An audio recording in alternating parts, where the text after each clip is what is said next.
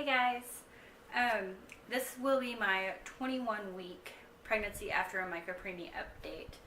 Before I get into all that, I'm going to talk a little bit about Russell. So next week he will be 19 months, and this morning we had a sooner start appointment for him, which is pretty much just early intervention for babies who were born really early or spent a lot of time in the hospital or just needed a lot of medical intervention and have delays for different reasons. This morning, Russell's appointment, I asked last time she was here if we could do a evaluation because I'm pretty sure he has some kind of a sensory disorder, just because he isn't even phased if he bumps his head on something or something that would hurt and make a normal baby his age cry. It just doesn't affect him. Anyways, everything, she said he might have a couple problems, possibly just with visual and touch and taste, because he's kind of picky with textures when he eats. He does not like meat at all right now, which it's kind of to be expected because he only has like 10 teeth. But really anything that he has to chew a lot, he isn't interested in. Well, we also had an appointment with his pediatrician on Monday, and he was surprised that Russell wasn't walking yet. Well, I mentioned, okay, well, as you know, he's a micro preemie, so he's going to be delayed on some of these things, and the pediatrician said, well, even for his adjusted age, which would be 15 months, he should be walking by now. And I had to remind him, look, a lot of micro preemies don't even start walking until they're 2. So the fact that he's taken a couple steps and that he cruises furniture and will run with his walker, that's kind of a big deal, because not a lot of micro preemies even are doing that by 18 months. And at first he was going to suggest that I put Russell in a type of therapy to get him walking. And when I mentioned that he has Sooner Start coming by, he asked, okay, well, what do they think about it? And I said, oh, she thinks he's great. He's doing everything right on track. He's just perfect. She's always impressed by how good he's doing and the new things that he's done each month whenever she comes to visit. So that's not really anything to be concerned about, but there's all that. His new words of the week are hello and bye, though he says it more like hello, and it's just adorable when he says it. But pretty much every couple weeks he has a new word or two that he's saying, so we're getting up there with vocabulary.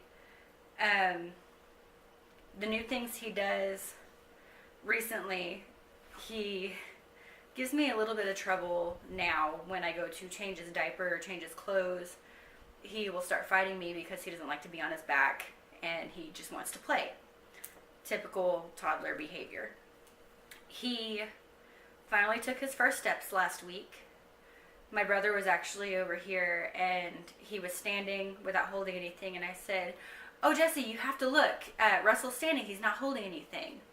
And as soon as I said that, he looks over and takes 2 steps towards the couch. And I'm like, oh my God, you just took your first steps. Good job. And I'm so excited. He has started sleeping in his own bed. He was sleeping in bed with us just because his dad likes to snuggle him. And it was getting really difficult with me being pregnant because he kicks me a lot when he's not comfortable. So I started working with him during nap time on, okay, we're going to have you sleep in your pack and play. I'm not going to hold you. You can put yourself to sleep. And eventually he started sleeping on his own for nap time. I couldn't even get him to snuggle me anymore. He just fights. But I noticed last month when we were getting ready for bed, my husband puts him in bed with us, and he just would not lay down. He was fidgety, kept moving all over the place, and I'm like, you know what? this is how he was acting when he didn't want to be snuggled anymore. So I'm going to try putting him in his own bed. And I put him in his own bed. He goes right to sleep. No problem at all. My husband gets up for work at about 3 o'clock in the morning because he has to be there super early. He gets up, wakes him up, and of course puts him in bed with me because he was awake. So he was doing the same thing, just fighting, didn't want to get comfortable, so I put him back in his own bed. He slept the rest of the night. And he's been sleeping in his own bed ever since then. So that is a plus, thank God. And he's just generally a happy guy overall. I've never seen a baby so happy as Russell is, and I'm a little worried for how Calvin's going to be because I have these expectations of, oh, he's such a good baby. He never cries. He never fusses. If he wants attention, he'll just come up and get it. He doesn't scream for attention or anything. So I'm a little worried that I'm in for a big shock when Calvin's born, because at this point we're expecting him to go to full term. So fingers crossed. Okay, so my 21-week pregnancy updates. For about the past week and a half, since it's been that long since I've done an update on my pregnancy, my cravings, everything. I am constantly hungry.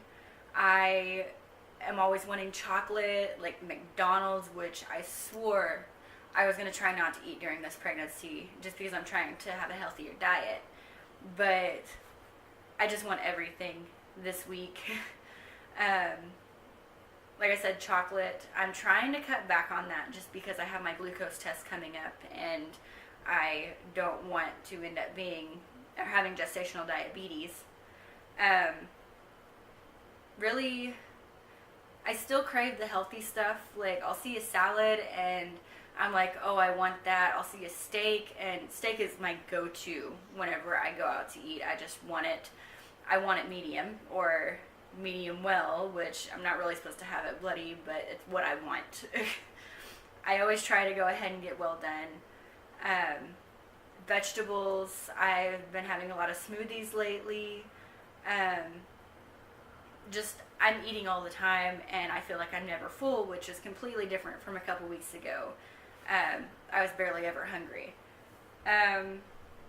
My concerns for this past week, I can't remember if I mentioned this before, but I had an emergency C-section with Russell. So my incision scar, my internal incision, has been giving me a lot of problems during this pregnancy just because I didn't have to deal with this last time, so I didn't know what to expect. Well, this past week I've been having pains on both sides of my incision, and it just feels like I'm being ripped open. I've had a higher heart rate because it's hard for me to do anything. On the weekends we go to my in-laws' house, and they have a lot of stairs. So, like, even from the living room to the kitchen, they have like 4 stairs. So if I walk up there, I have to take a seat when I get into the dining room because I'm just out of breath. I'm exhausted. So it's been really hard for me to catch my breath lately. While I was down there, I did start having Braxton Hicks contractions, and they lasted for about 2 days, and they were really consistent. So I ended up calling the hospital, but the nurse line I usually call for my high-risk doctor was closed because it was pretty late, so none of them were there. So I called the hospital, and they transferred me to the wrong hospital because there's an adults hospital and then the children's hospital, and they had me talk to the adults, which the high-risk doctors are in the children's hospital. So when I mentioned, hey, I'm 20 weeks, and I feel like I'm having contractions, and they're pretty consistent, the lady told me, well, there's nothing we can do if your baby is born before 24 weeks, because that's what we consider viable. Which really threw me off, because I've always heard 20 weeks is viable, and the high-risk doctors I'm seeing, I I ended up calling the nurse line a couple days later. So yesterday I talked to the actual nurse that is at the hospital that I go to. And she said, no, if we're closed and you are having contractions or anything that you're concerned about, come straight up here, go to the 4th floor, and we'll take you because you're 20 weeks. So you are considered viable, and we will do everything to keep that baby in. And if that baby just happens to come early, we'll do everything to keep them alive. So that really calmed me down and made me feel a lot better about the whole situation. My contractions did go away, by the way. So that's the only reason I didn't go to the hospital. But kind of wishing I did after I talked to the correct nurse. But so that was a whole big deal. Things that are getting more difficult for me since my bump is growing, and it's just my son is getting more active and he doesn't want to be held as much. It's hard for me to be on the floor, so changing him, I have to be on the couch or on my bed or somewhere that I can have him up, which is even harder because he's still trying to move around. It's hard for me to get off the floor, so I told my husband he's going to have to start helping more with changing Russell. My husband rearranged our kitchen, so he made it a lot easier for me to reach stuff since I am so short and he's over 6 foot. He moved our plates to the middle shelf in the cabinet, which made it easier for me to reach. But this last time, he unloaded the dishwasher and he put them on the top shelf. So I pretty much couldn't even reach them. I had to wait till he got home from work, and I was like, hey, look, you can't put stuff up there. Obviously, I'm short and I'm not supposed to be reaching that much. So I had to get onto him a little bit. But he's so helpful. He does so much for us, and I could not be happier. I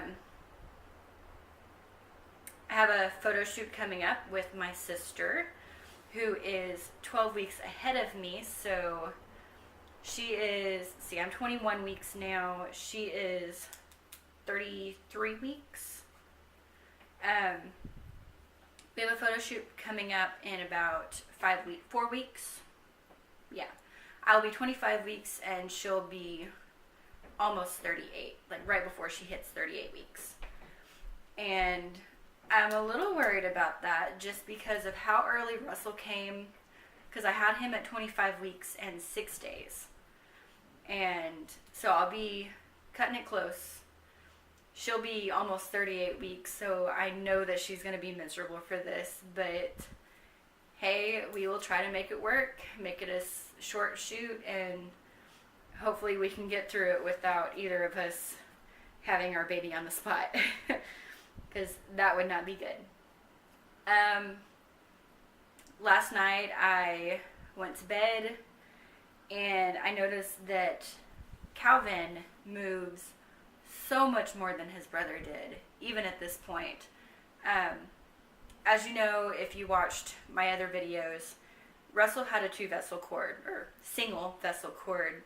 It's normal for having a 3-vessel cord, but really it's 2. It's kind of confusing how it makes sense, but they call it either a 2-vessel or a single vessel, which is the same thing. Calvin, his cord is normal, so I feel like that has a lot to do with how much he moves, because with Russell, the day that I had to have my C-section, I had eaten half a bar of chocolate and it barely even fazed him. So this last week, like, I'm really craving chocolate, so I have some chocolate, and Calvin is just like doing flips and moving constantly, and I'm like, I'm not used to this. I don't know if it's just because of his cord or because I know what movements to look for since it's my second pregnancy, but he moves a lot more than Russell did. I tried to go to bed last night, and no matter how I moved, I feel him kicking and rolling over, and it's it's an amazing feeling. I love it. I would never complain about it. It's just I'm not used to it. It's very different. But anyways, this is my 21 week update. I am very happy just taking it day by day, and things are, the closer I get to 25 weeks, the more nervous I get, but I'm getting more comfortable with how much he's moving, and just the reassurance from nurses and doctors, and with the ultrasound really put my mind at ease. So yeah, that is my 21 week update. Thanks guys for watching. Like, subscribe, follow me, whatever it is. Just, yeah. Thanks guys. Bye. See you next time.